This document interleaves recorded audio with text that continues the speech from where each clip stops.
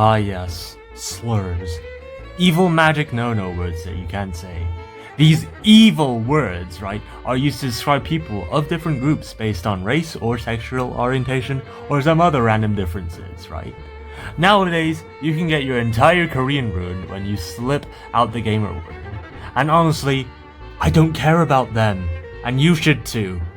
The people who claim that race is a social construct are the ones who get offended over slurs the most, when really, slurs are the real social construct, right?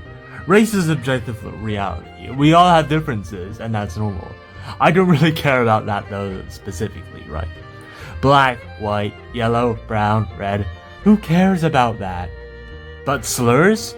Slurs are objectively socially constructed, as in, slurs were created when a bunch of people decided what a word decided to mean, right? They were created when two parties, the prey and the predator, had a understanding that word X means this to describe the prey, right? Take the F slur as an example for my point, right? At first, it used to mean a bundle of sticks. Youch! How hurtful, how racist. Then it's evolved to describe ugly old woman, right? Fair, right?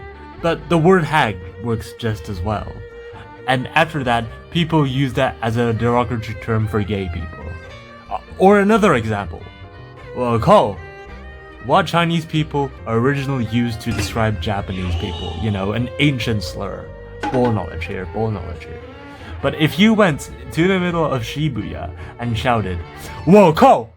people would just stare at you confused and continue walking by.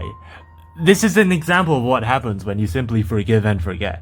You see, slurs are so flimsily constructed, you can essentially deny all the slur's meaning by simply ignoring it.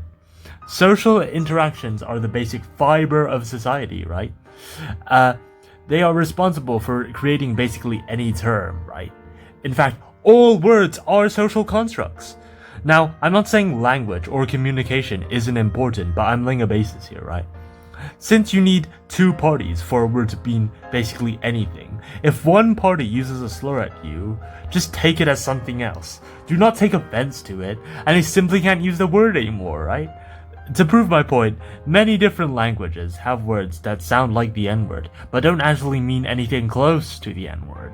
Okay, another example, right? The Chinese word to describe lads is naga, or the Korean word to describe you is nega. Does this prove my point? That words and their meanings are entirely malleable, therefore a lot of bites behind slurs aren't there when you simply change up the meaning? The meaning behind the word is everything, and if enough people stop taking offense to slurs, the meaning of the slur will eventually change. In fact, let me spin it on its head, right? What about describing someone as racist or sexist?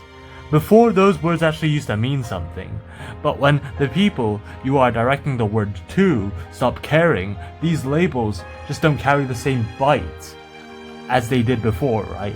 And I'll use the same logic that apply to slurs, right? If you've been on basically any comment section, you've got people saying NGA as a shortened version of the N-word. And most of these guys who say NGA, they aren't even that black. I mean, they aren't black. I believe the N-word is in the middle of its transformation right now. And more people are beginning to use the N-word in a much more positive way, like bro or son.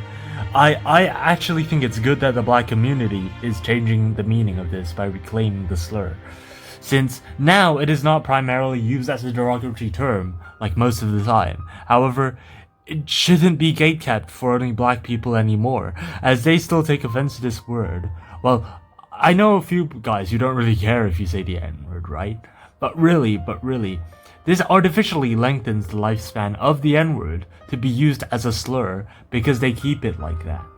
They're not really helping their case by still pretending to be offended, when most of the time, most people aren't even offended by slurs anymore. Take beaner as an example, right? You know, the slur for Mexicans.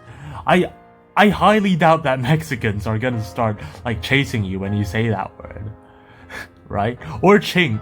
A lot of Asian people, right? The reason why people can survive their careers when they say the word chink is because really, chink isn't that bad of a slur because the Asians aren't even that offended by it. Like, you go to Asia, you meet a bunch of Chinese people, you say chink, they don't care. I'm Chinese, I can tell you that for sure. Yeah, I get that there's like history behind it, but wouldn't it be honorable to your ancestors if you twisted this word into something more positive instead? Keeping it as a slur, lengthening the so-called cycle. Anyways, this is almost the end of the video. Send this video to your friend if they are a or a chink. I can say this one. Be sure to provide me comments on how I can improve my content. I need engagement. And like and subscribe, or else Bernie Sanders will be under your bed tonight. And if you have a great day, guys. Goodbye.